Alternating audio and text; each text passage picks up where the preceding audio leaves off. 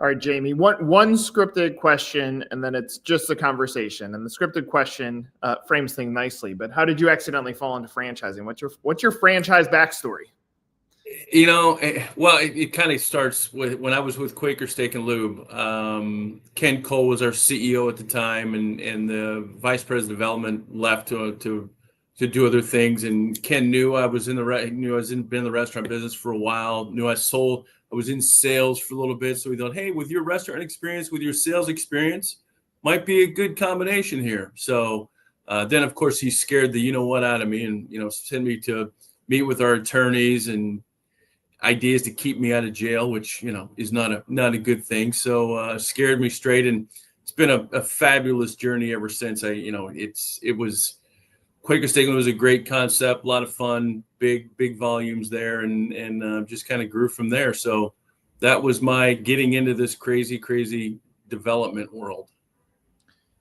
I don't take you as a sales guy. I take you as a relationship guy, and that's the framing of what my question is. Obviously, you've worked at various companies over the history of your career, and when you're there, candidates coming in, I assume you're playing more on the educational side than the selling side, because you wouldn't say like Quaker Steak and Lube is the greatest brand that ever existed because now you're at Mellow Mushroom. So how have you built up that type of personality to manage candidates so that you are obviously moving the brand that you're with currently? Yeah, well, and that's it. The key is, you're not going to buy this. You're not going to get involved in a franchise because somebody's a good salesperson, right? In my opinion, if you do, you're getting in for the wrong reason. I believe the education is the key, right? And building that relationship, going to visit them with people, spending time on their turf, letting them know what they're really getting themselves into, what Friday and Saturday nights look like. I've owned my own restaurant before, so I know what it's like to sweat making payroll, sweat making rent, all of those things. Know what food costs, labor costs from my operations background. So my goal is to truly give them a real picture of what they're getting themselves into. Again, I'm not trying to talk them out of it by any means, but the last thing I want to do is 12 months down the road, the franchisee called, Jamie, I didn't know it was going to be like this. That's when, I feel like I've failed them. I want them to, granted, there's no way they can know everything, right? But I want them to get a true picture of what's really going on here and build that relationship. Because again, franchising is like a marriage, right? It's a 15, 20, 30-year commitment. So want to make sure I always call it, we can kind of wake up on each side of the bed together, because they're going to do things that we don't like, and they're going to do things that we don't like. So we need to make sure that, at the end, the goal is we all have a successful Mellow Mushroom and we're growing and building the brand the right way. It's interesting on the depth of the agreement. I had a conversation with a candidate yesterday, and he goes, it's 10 years. I was like, well, yeah, but you got to understand, like, you actually want to protect your asset. If it was anything less than that, you're going to make a giant investment for something that isn't long-term. And so, like, what's interesting about that statement and what you just said is so many brands sell almost on like this fancy number versus, well, let's look at what a journey looks like. And so many brands sell on like a race to break even. And obviously you've been in tremendous businesses that get there. But it's almost like when you look at the construct of a business over a 10-year time frame or longer, there's a lot of cool things that can happen. And then the follow-up question to you is, has the relationship part been lost in franchising? Has it turned more towards closing deals than cultivating franchisees who are going to scale within an organization? Yeah, I think, obviously in this development world, in the sales and development world, right, the key is to grow numbers, right? But I think if you take a step back and look at it, the successful brands are the ones that their current franchisees are building and adding more locations, right? It always concerns me when you talk to somebody and say, oh, yeah, well, we haven't had a new franchisee open a store in forever and a day. Well, there may be a reason for that. And there may be a good reason for that, but there may be a reason that the brand itself may be struggling. So, building that relationship with those franchisees out of the gate will help long term to make sure that relationship prospers over and over again over the years. I have 20 years in franchising, and obviously all the experiences compound to when I did a visit with you at Mellow Mushroom. And so I'm putting all these experiences over here, and I'm relating it to what I'm going through when I, in essence, go through a micro discovery day. And I was blown away with some of the things that are happening at Mellow that I don't feel are necessarily published outside of the Mellow four walls. If you getting into the system, you being new into Mellow Mushroom, what was your experience basically taking all your life experiences in franchising, now walking in the doors here? What did you experience with as soon as you take the blinders off and now you're stepping into the company? What was your experience like looking at Mellow as an outsider coming in? Well, I was blown away, for one. I've been around the brand for a number of years, been a fan of theirs forever. I've gone to the stores, but honestly, I didn't know that they were franchise stores. I believe they were all company stores. So I remember my first visit here when I was interviewing, and I tell Ace on this all the time. I was coming to work here whether you hired me or not. I was absolutely blown away by, one, the level of support that Mellow Mushroom provides its franchisees, but just the attitudes and the power of this place, of this, what I'll call a campus, right? And you were here, so it is a campus. The commissary that we have, the fact that we make dough and sauce here in Atlanta and distribute it to all of our stores, that tells me, one, that the brand truly cares about the product quality that they're putting out each and every day. And then the level of support that you see here, from operations, from marketing to training, it's honestly second to none. I've been around, and I've been around several brands, never seen this level like I do here at Mellow. Yeah, the way that I put it is like seeing the underbelly of a machine. And most brands, when I've gone to discovery type models, corporate headquarters, good culture, leadership team has a point of view and a vision of where they want to go, but you don't get to see how the machine is being created. And I think campus is a good term for this. And so it's interesting because every brand can talk about the machine that they have. It's rare to be able to see it and touch it and feel it in a brand the size of Mellow. Like we have a client that has 4,000 locations. They have a machine that looks very similar to that, but they're sold out. You can't buy one of these. Mellow still has a machine that you get to see and touch as a part of your discovery process. And then being able to open outside of some of the core markets in the Southeast, there's plenty of territory available. And that's where, that's the exciting part. It's almost like the best kept secret in food or pizza. Yeah, and we need to change that quickly. And again, part of my process when I was looking at, I visited several stores, and I got the same service, I got the same product quality and the same cleanliness in all the stores. So again, it goes back to that level of support that we provide our franchisees. This support center truly cares about the success of their franchisees, and obviously delivering a great product to our customers out in the field. So it's literally, it's interesting you say the best kept secret. Again, I want to change, but my goal is to change that clearly, and make sure that when people think of opening up a pizza joint, that we become top of mind. It's almost like the brand that comes to mind, and non-franchises, In-N-Out, like it's got that cult-like following to it, because I can tell someone, hey, we're working with Mellow Mushroom, like, oh, I love Mellow Mushroom. It's never like, wow, that was a mediocre experience, it's fine. It's always like something that is deep. And you go to In-N-Out, it's the same thing. It's a burger, it's fries, but they've made it like the magical experience around it. I would argue that Chick-fil-A is a good sandwich. It's not the best sandwich in the world, but the culture around it.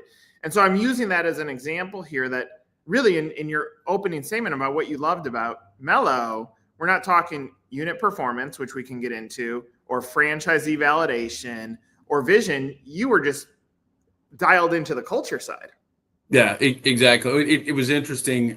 This past week, and my wife listed something on Facebook Marketplace, and the couple came and picked it up. It was a daybed they had to take apart, and I had, my desk was sitting there, and I had my Mellow Mushroom tablet sitting there, and the guy goes, "You're with Mellow Mushroom?" I'm like, yes, I am. He goes, "Oh my God." He says, "My mom absolutely loves Mellow Mushroom. She travels an hour just to go get it. We love it. Great brand." And he totally unsolicited from a guy that was picking up a daybed at my house. I mean, but you see that all the time when I'm traveling in the airport and I've got my Mellow Mushroom backpack. You get stopped all the time, and you're right. The passion that people have for this brand is phenomenal. So, growing this brand from that perspective is going to be relatively easy because the exposure the brand already has, but the passion of the customers that are already out in the fields is just it's amazing. It's hard to put a number on it, but when a new unit opens, because of what you just talked about, my mom loves Mellow. I walk the airport, people know Mellow. There's a degree of a percentage of sales that is automatic. Now, is that a race to break even? Who knows? But the point is, like, this is not a restaurant brand where you have to educate the community that you're selling X, Y, or Z. There's a built-in fanatical following that the demand is there and the supply doesn't exist. That's why I'll drive an hour to go get this. And so that in my opinion is part of the best kept secret, that when you look at opening a unit, even if you're looking at what's in item 5 or 7 of an FDD, some of that is already offset by the pure brand and brand awareness when you open up a unit. Yeah. And it's that passion that people have for this brand it's second to none. And again, we're not on national TV. We're not that size yet, right?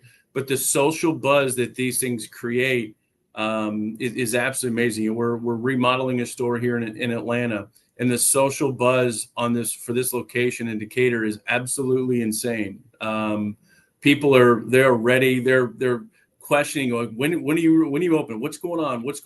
They want constant feedback of when this store is going to open.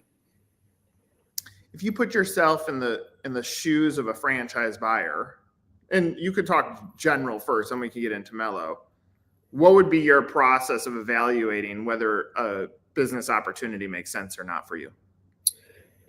Obviously, meeting with the team, right? I think discovery day for me is if I'm looking from the outside in, I want to see who I'm going to be doing business with, right? Each and every single day. Is this team one that I can trust? And two, someone that I feel has my back and will help me achieve the goals that I want to achieve. So, and then obviously following that up with, franchise validation, that's obviously a big one. And we have franchisees that have been in the system for a long, long time. So you've got, since the brand started in 74, you've got 50 plus years of experience from some of these franchisees. So getting into those, talking to those existing franchisees and finding out what has made this thing so special over the years and how what's changed for the good and bad, right? Again, franchise validation, some people get really concerned, like, oh, are they going to say bad things about us? Yeah, they probably are. But the balance of it needs to be that it's all positive, right? Because if I'm talking if it's me and I'm talking to somebody and all they have is, oh my gosh, this is the greatest thing, that they're great, they're this, they're that. I'm like, well, is everything really great? I mean, any brand is going to have gone through issues, right? So making sure that, the brand is stable and making sure that they are, following up on what they want to follow up on and building on those systems, continually innovating. Innovation is critical in this day and age. Since COVID, obviously, the dine in and takeout has kind of flip-flopped. Did that brand adapt and overcome and make those adjustments? And I'm proud to say here at Mellow, they have. I mean, it's amazing. We're building restaurants now with dedicated to-go areas because that's how part of part of the business has changed since COVID. Yeah, a few comments. One on the last one. My perception is the dine-in experience of a Mellow Mushroom ends up being a part of the magic of what the opportunity is, because the innovation back to how the consumer wants to consume pizza, it's been solved for. But at the same time, when you have a pizza at your house versus a pizza in a high touch experiential restaurant, you feel more value on what you pay for that meal. And so Mellow has both sides. It can hit the indulgent side of, hey, I want to order pizza. I want to get pizza for takeout or delivery into my home. But if I also want to have a good experience within the four walls, it's also there. And I think that's an important part. The other thing that I heard there in your statement, kind of bringing or adding addition to innovation, like we oversimplify franchising versus small business. Small business, you got to go build your website, you got to get your supply chain right, you got to hire a contractor. Like the list is very, very, very long. And so when a franchise candidate is doing validation, and if there aren't things that are turbulent, if they flip it and put themselves in their own shoes of saying, well, what would it be like if I was a business owner without any scaffolding around me, without any human beings that are thinking about innovation and adjustment, without any franchisees that are working together, it'll create this pause moment where they're like, okay, now I understand it. And for a franchisee, sometimes they don't even understand the depth and the value of what they're getting for a very, very small percentage of sales. They have multi-million dollars worth of support that they're getting for a very small percentage, right?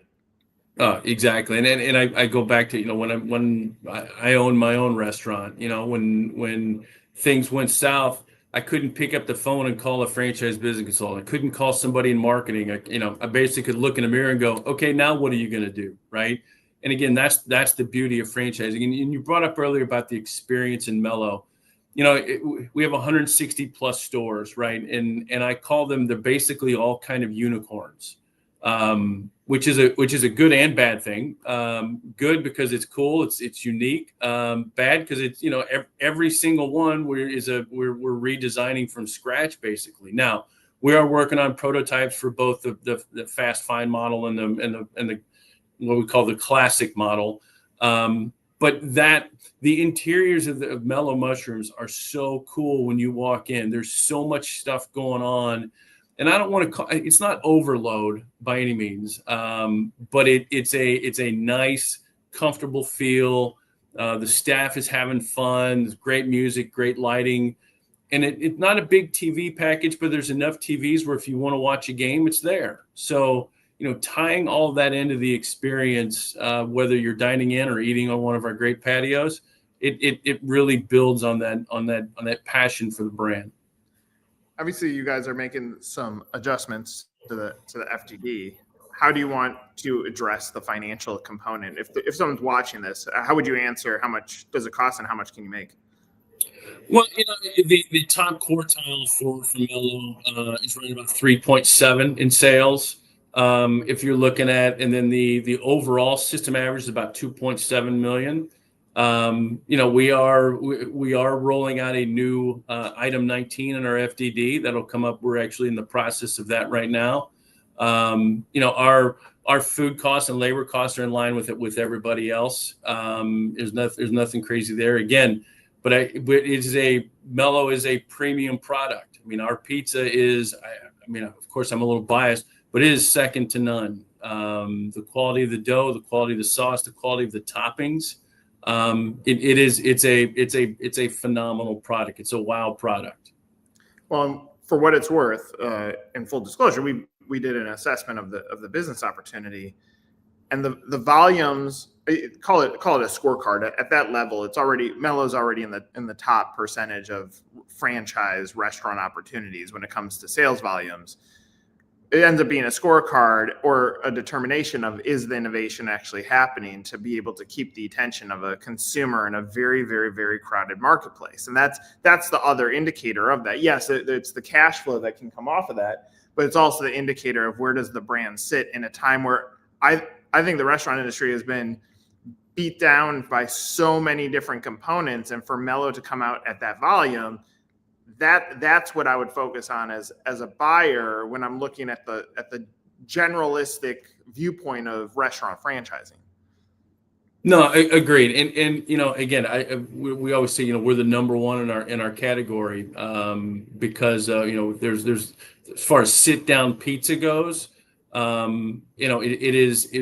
are second to none. And those high volumes, when I was looking at it and you see that, almost $4 million for the top quartile, that's moving a lot of pizza. And again, I talked about being a premium product. Again, it's not cheap by any means, but we're not charging $100 for a pizza. So there's good turnstile through the doors, obviously dine in and take out. So there's that high volume, obviously just the higher volume just flows right to the bottom line. Buildout for a Mellow, you're looking at about, if it's we're looking going to an end cap of a strip center, be about $1.5 million. But if you're in, all in, if you're going to buy a piece of dirt and build a building and all that, you're looking right around $4 million. So, we've got kind of the full swing on the classic side. Now on our FastFine, which is kind of the fast casual model, right? It's counter service. There's no servers. We've got one that's open up in Grant Park here in Atlanta. We're actually working on our second one right now to be determined here shortly. But again, it's right now Grant Park is performing well. It does have a bar. Doesn't mean you have to necessarily have a bar in the FastFine model. Again, with just counter service, not a requirement, but definitely fewer seats. The footprint's smaller. It's going to be that 2,800 to 3,200 square feet. And the build out for those is, right around $1.2 million, $1.3 million. I want to close with this. If someone's watching this, I want you to tell them why Mellow, but I want to put this note on here that obviously you have to get to the starting line of, I want to buy a restaurant brand. Call it a multi-unit operator. You've sold out of brand X and now you're looking for that next thing. For me, if you have made the decision, I want to be in food and I want to be in food franchising, Mellow should be a part of that discussion because of the unit performance, the culture, the innovation, the structure that's going on. But what else do you want a candidate to know about the business if they happen to be watching this right now? Again, with decades, we've obviously been doing this for decades. So there's a proven model there, right? We didn't just start up a couple of years ago and now we're showing these high volumes. We've been doing this for 50 plus years. And again, the operational simplicity, that what we do is not difficult. We're making pizzas and salads and subs and wings. It's not a complicated product. And we offer a great guest experience, unlike anybody else in the franchising business. We've got standardized kitchens. Well, again, we have the dough and sauces made in the Commissary. So we take kind of two of the largest variables that franchisees face. We take that out of their hands because we make that here. So the quality controls that we have on the dough is phenomenal. And again, that brand loyalty, the following that we have from the brand is second to none. The elevated menu, we have a bar program we're actually going through right now. Our marketing department is redoing the bar program right now.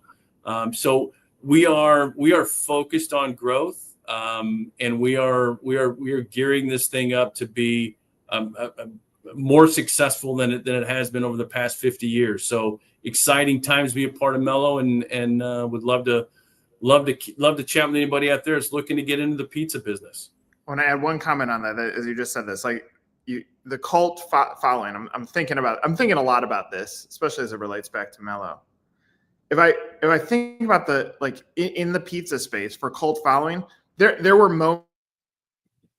moments in time where a Blaze came out of the gates and everybody was like, "Oh, this is exciting," until everybody could do exactly what Blaze did, and there's a million of them. And so there was no affinity for the brand. It was more of affinity for the idea that you could get a pizza done online, which, by the way, Pizza by the Slice has existed for a long time. So it's not like it was that innovative.